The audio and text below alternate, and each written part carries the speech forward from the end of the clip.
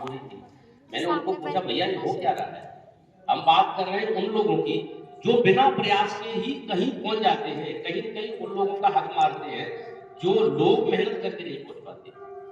मैंने उनको कहा, उन्होंने अपनी 2 पंक्तियां हमें बताई और बताया कि भाई साहब मैं केवल इतना ही कहूंगा कि कुछ तैराक बिना तैरे ही दरिया के पार गए और कुछ लड़कर लहरों से हार गए। अब इसमें हम किसको मानो कि मेहनत किसने की थी? जो बाईपास होकर उस पोस्ट पर पहुंच गया उसको, या जो मेहनत करके भी असफल हो गया उसको?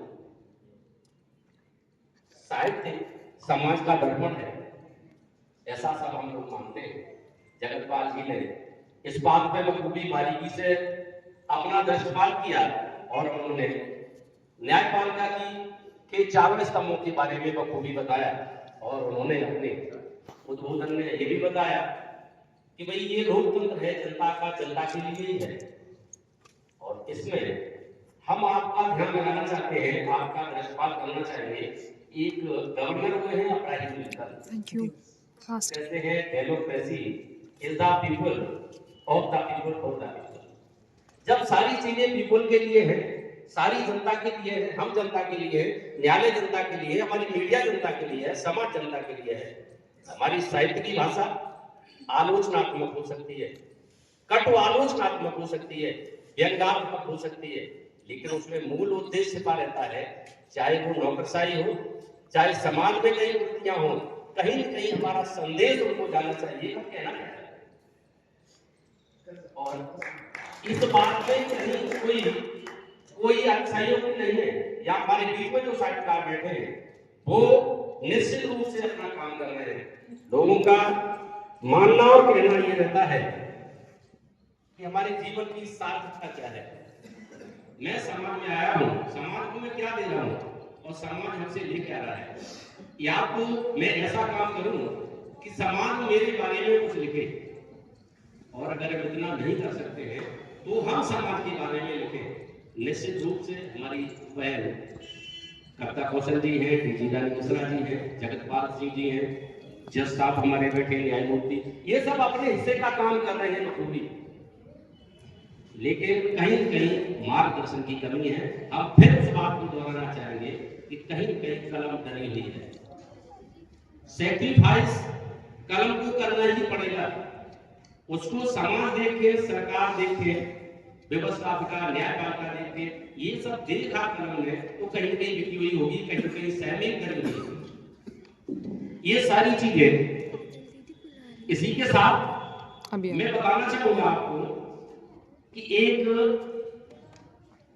अलग एक दृष्टांत ये भी है मेरे पास कि साहित्यिक जीवन में प्रवेश करने से पहले लोग बताते हैं जो साहित्यिक होता है और जो साहित्यकार होता है वो एकांतवासी होता है। एकांत में रहते हुए भी सब कुछ देखता है, समाज का दृष्टा होता है, उसका मार्गदर्शक होता है। और अगर हम अपना जो काम है, जैसा आपसे मेरी एक बार बात हो रही थी, अधिवक्ता लोग थे, वो इस बात को समय समय पर उठाते रहते हैं, बड़े और बात करते हैं, कभी कभी बहुत अच्छी चीजें लेकिन वो बोले डर किस बात का है?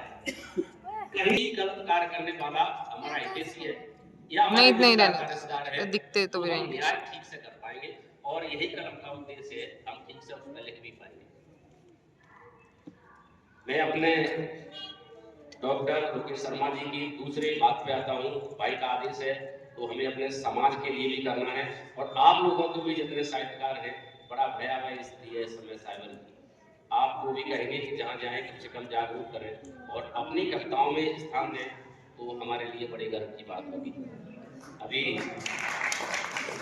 हमारे एक साथी थे जो हमसे पहले अभी वक्त देके गए, बड़ी बारीकियों समझाया कि डिजिटल है और ग्लोबलाइजेशन हो रहा है, सारा विश्व इससे भयावह है। ये अतिशयोक्ति नहीं है, कल किसी की इकोनॉमी को ये साइबर फ्रॉडस्टर हस्तांतरित कर ले तो वो देश का कुछ बचेगा नहीं, वो देश किसी काम का नहीं रह जाएगा।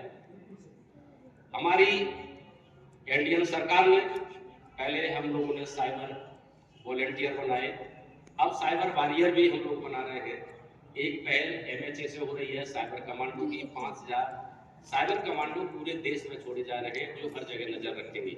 लेकिन जो हमारे साथी ने कहा था कि हम 100% इस पर पकड़ नहीं बना सकते, क्योंकि इसका एक उद्देश्य ये है, एज ए पुलिस अफसर हम ये नहीं कह सकते, नहीं बना सकते, लेकिन हम ये एडमिट इसलिए करते हैं कि अपराध जब हो जाता है और किस तरीके से हुआ उसके हिसाब से मुझे संसाधन जुटाने पड़ते हैं, हमें वो रास्ता चलना पड़ता है कि अपराध कहां हुआ। इस बात से आप सहमत होंगे। नए नए अपराध आ रहे हैं और इसमें अब जो नया अपराध है, इस अपराध में डर, भय और लापरवाही, और इसमें एक लालच, भय और लापरवाही को हम मान लेते हैं। अब लोग बहुत ज्यादा समझने लगे हैं, इसलिए भय में नहीं आता बोल रहा हूं। आपका आधार कार्ड किसी इलीगल एक्टिविटी में पकड़ा गया है और आप आइए, नहीं तो आपके खिलाफ मुकदमा कायम कर दिया जाएगा, तो लोग समझने लगे हैं।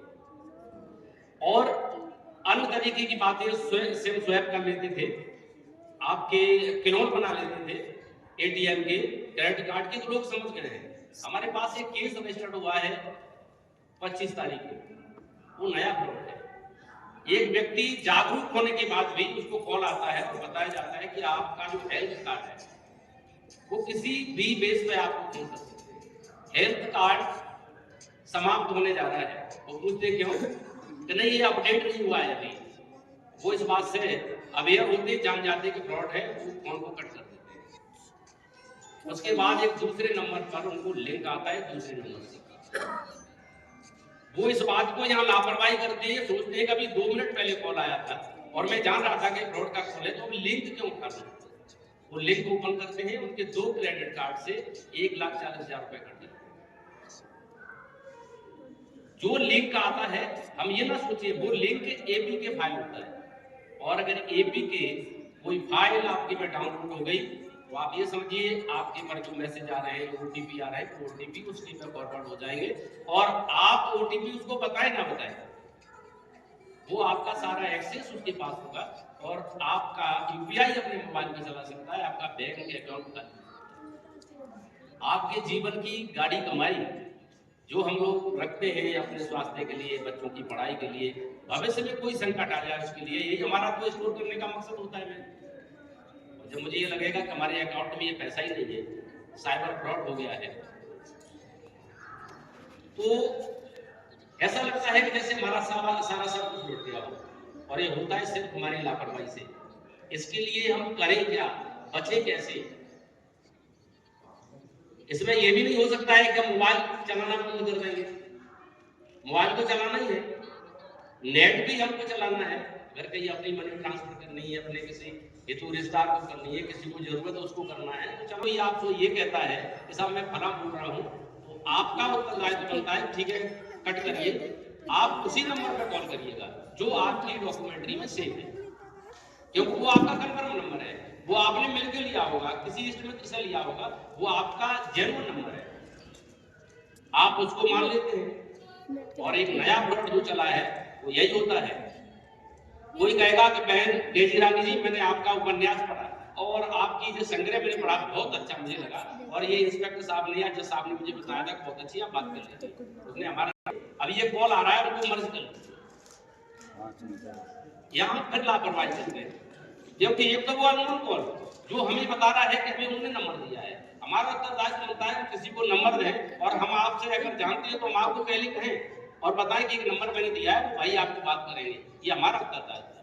यदि हमने नहीं बताया और कोई हमारा नाम ले रहा है तो उसको कट करिए, पहले अभी पूछिए कि आपने कोई नंबर दिया, और मर्ज किसी कीमत पर मत करिए। मेरे यहाँ ये क्राइम लिखे हुए हैं, जैसे मर्ज किया खाता खाली हो जाएगा।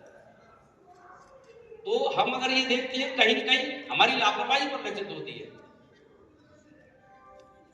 ये मान के चलिएगा ऑटोमोबाइल के क्षेत्र में मोटरसाइकिल शुरू हो गए, 4 व्हीलर शुरू हो गए, सभी लोग अपना रजिस्ट्रेशन बैठ गए, सारी चीजें हो गई, लेकिन बाध्यता कर दी गई कि आप में DL होना ही चाहिए। और DL क्यों हुआ टेस्ट लेते हैं RTO ऑफिस में, वो ये भी बताते हैं कहीं 8 बना होता है, गाड़ी चला के दिखाइए, अब कोई बाईपास हो जल्दी में करें अलग बात है, लेकिन विधिवत टेस्ट होता है। उनका मानना ये होता है कि जिसको मैंने लाइसेंस जारी कर दिया वो भली भांति अपने वाहन को चला सकता है, ये मान लिया जाता है और ये लॉ मानता है।